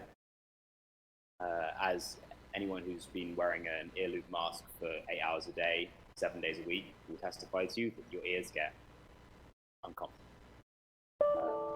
I would recommend something with ties around the back, and of those three, there's only one option that has that, and that's the Renfro sock company. And I don't know, Commissioners Houghton and Reckar, maybe you could speak a little about what your opinions are, just on a quality level. You said you recommend the one that ties in the back? That's right. Ties in the back. What I liked about those ties is they have some elasticity, so they stretch. And once you get it tied, you can pull it down around your neck and then put it back up without having to retie. So it's not difficult to use. And it was quite comfortable, breathable. I got it late in the afternoon. Just put it on quickly before the meeting started so I'd be able to comment on it firsthand, and I thought it was quite good. I have a question about, ladies are not going to wear that on their hair. And say now they're not going to do it. So if they have to put it around the back of their head on their hair, they're not going to wear it. Okay. I mean, this is the one that has been used by Wake Forest Baptist Health, so they're already using it in a large hospital setting. I'd also point out that the advantage of the tie one is you can actually make it into an ear loop one yourself if you just tie the ties into ear loops. And I've done that with that face covering, and it works perfectly. So people who don't want to have the ties around the back of the head, they can just tie the ties into ear loops, and then you've got ear loops. But the same is not true for us. Yeah, they would. I mean, most ladies are. I mean, they spend so much time working on their hair to get it perfect. I'm not gonna put a string around the back of it and mess it up. So that's just my take on it. I mean, somebody else may have a different idea. I just know that doesn't work. If we could discuss another aspect for a minute, and then we can come back to the appearance. What struck me, Isaac, with all three was the price quoted was based on buying 25,000 masks. That is probably going to be higher than what Durham County, and even if we get the city and school district in on this with us, the amount of resources we would have at the, I guess it's a $250 price point for 25,000. Do you know what it would cost if we were ordering more like 15 or 20,000? I believe that the price per unit would be similar, slightly higher, of course, but I think probably I also haven't negotiated with all the suppliers, so I'm sure that we could negotiate the same price for a smaller order quantity if we wanted to. I mean, the thing that I wanted to point out was we haven't been thinking just in terms of what the county is going to put resources. Okay. We are thinking about Duke Health and Duke University buying these things for every single one of their employees. Okay, so we're thinking about large employers doing this, and if we can get everybody in, then we get a great price, and we also get extra ones for free. Right. Well, if you know of other partners who will help fill that 25,000 requirement, then we'd be good to go. Yes. So I have I presented to the Rotary Club of Durham today our project, and people were pretty enthusiastic about it, and we're going to see if there are employers who want to put in orders for their employees. We are talking with Duke Health on Wednesday, as well as Duke University tomorrow. And so in those conversations, we're going to get a better idea of, is Duke going to buy in? I mean, if Duke buys in, then it's going to be very, very easy to get everyone else on board. And I think Duke Health, I mean, they are looking, how are they going to get face coverings for their employees for the long term? Because these things are going to be with us for a while.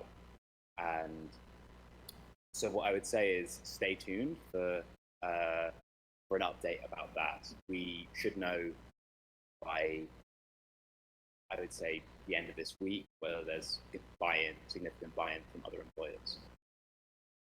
So if you know by the end of the week, Isaac, what's the timeline for, so if we have a possible lifting some of our restrictions on the 15th, so what would be the timeline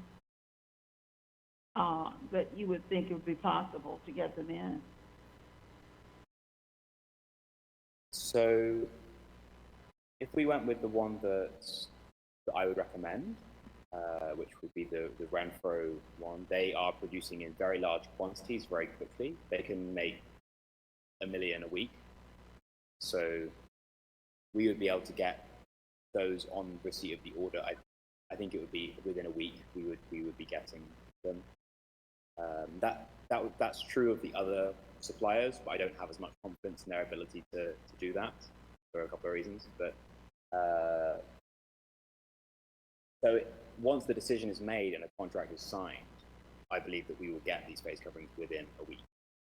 But does that answer your question, Commissioner Allison? Yes, I was looking at timeline. The other thing is a question for Ellen. Well, you were going to talk with Wendy about the city's contribution? Right. I checked in today, and I don't know, Wendy, if you have more up-to-date information. At the time I talked to her, it wasn't confirmed. There was definite interest in supporting the project, but I'm not sure she had an exact number. Is that correct, Wendy, or not, Madam Chair? Well, luckily we have a joint City Council, Durham Public Schools, County Commission historic meeting tomorrow morning. Okay. So we will hopefully get the numbers tomorrow, but the mayor and it's definitely wants to participate, as well as Dr. Mabenga, and I talked to Mike Lee, school board chair, so we can touch base tomorrow. Right, guys, give them a little bit of update. What So let me ask one other question, Isaac. The cost per covering. So the one that you're recommending was it $250 each? Is that what you said? That was at $295 each. Was my latest price that I got from them. That's come down quite a lot. They also said that they would donate 10% of our total order for free. So that incentivizes us to form those partnerships with employers, because anything extra the county would just get for free. Yeah, it would have to come down a lot for us to, or you'd have to get a lot of different organizations participating with us for it to come down, so that we can order in mass for it to be able to get enough that would make a difference at that cost. My understanding was that the county was prepared to commit, was it $40,000? Well, we've had some new information given to us, so we're aiming to raise about 40,000 with our partners at this point. Okay, so to get to 25,000, you'd only need an additional $40,000, which is just Duke buying them for some of their employees. I mean, if Duke buys these for all of their employees, then that value is going to be $100,000 or more. So, Isaac, do you think you'll have this information by late this week or Monday of next week? Yes, I'm going to work as hard as I can to get some decisions and buy-in over the course of this week from various business leaders and especially Duke. And I will update both of you commissioners later in the week, and we hope to have a solid proposal for Monday. Okay, great.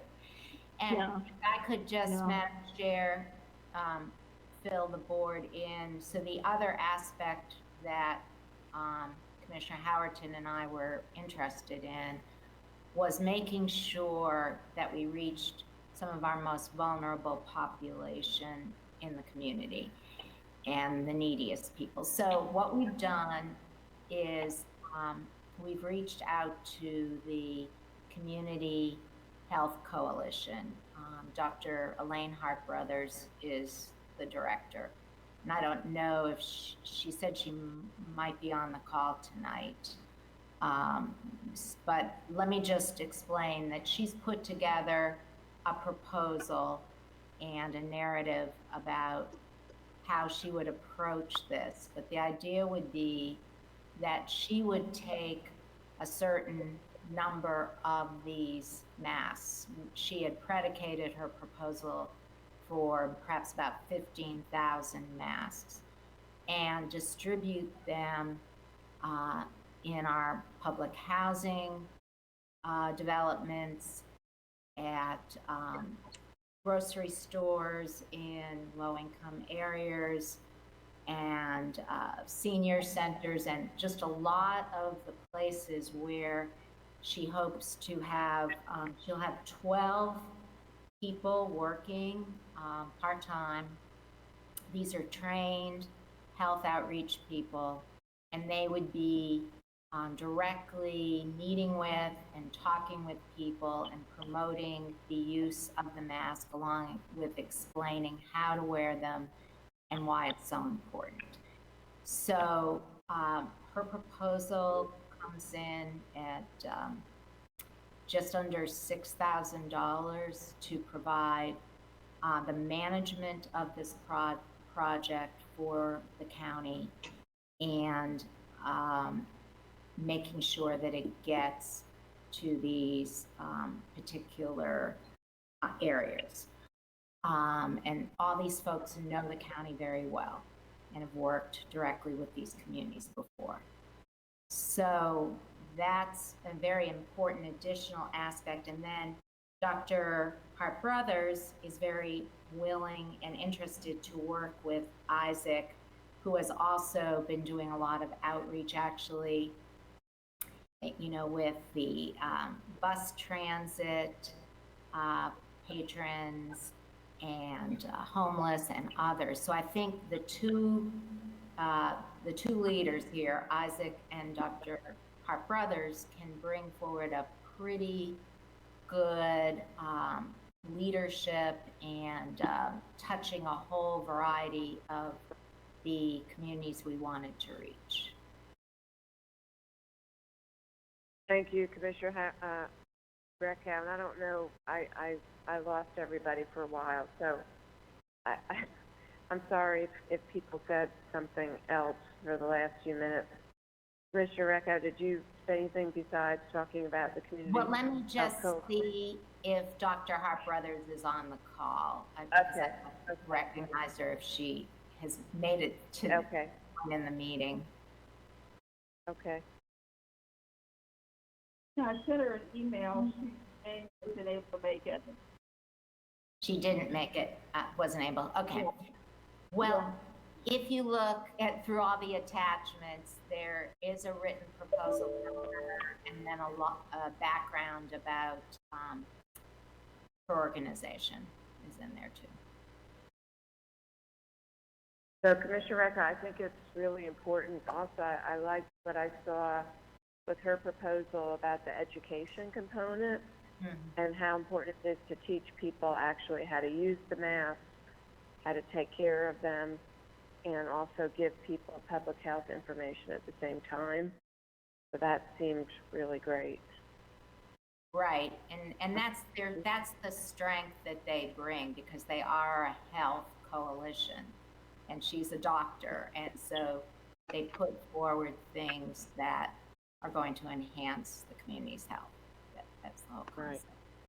So one other thing, Isaac, is it, can you possibly let us know by Thursday or Friday if you will have a proposal ready by Monday?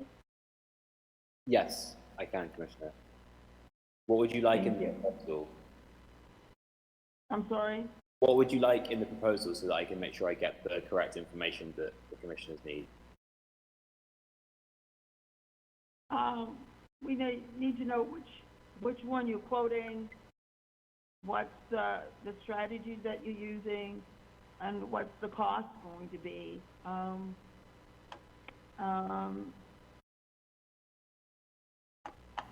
And I think we talked about what your cost would be if you are going to team up with Elaine. Commissioner Howerton, I see Dr. Hart Brothers is on the call now. Okay, good. Allow her to speak. Elaine, you can unmute your mic. Hello. Good evening. Hello. Yeah, I was listening in, so I heard you, and I agree. So our organization's been around for 30 years, and we think we really do need to reach the hard to reach, and we'd be glad to work with Isaac when you decide on which mask. So we have community people who live in the communities that we'll be serving, and we won't refuse masks to anybody. So I am disturbed when you look around, you don't see people wearing masks. And the younger population and the African American males seem to be a little reluctant. So we're gonna have some men out there and information and targeting and, you know, be honest about it. But I think we'll be able to decrease the contacts and the spread whenever you're ready, as soon as possible. Thank you, Ellen and the county commissioners for even considering this. Thank you, Elaine. Brenda. Thank you. Thank you so much, Dr. Hart Brothers, and we're so glad that you want to partner with all of us on this, and really important for the health of our community. Thank you. Okay, so it sounds like, I want to make Commissioner Carter or Commissioner Hill, was there any questions or comments that you have? I don't have any questions. I just say that my excitement went up about 100-fold when I saw that Dr. Hart Brothers was one of our partners on this, and the community health workers that she'll be using to distribute the masks. I think an added plus for this project.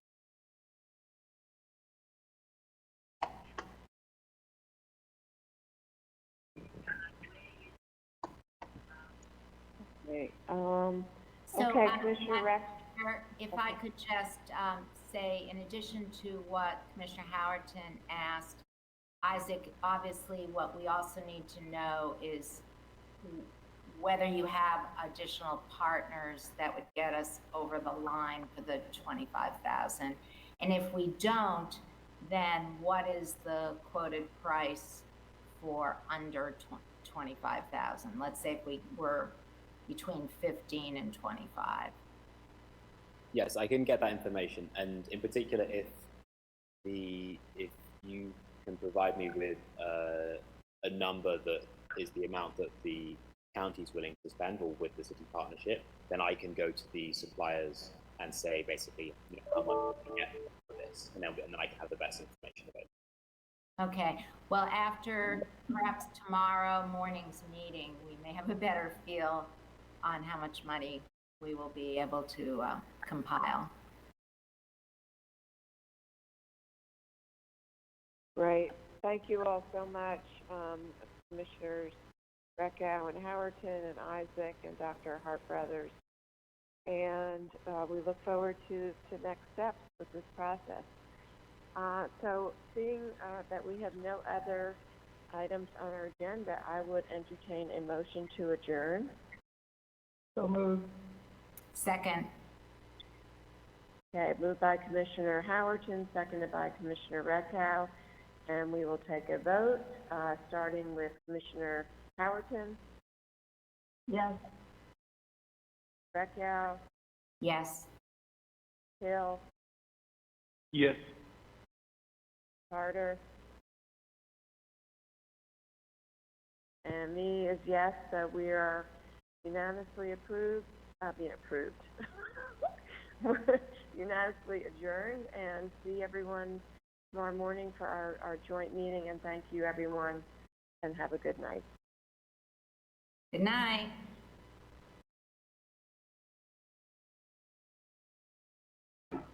Good night.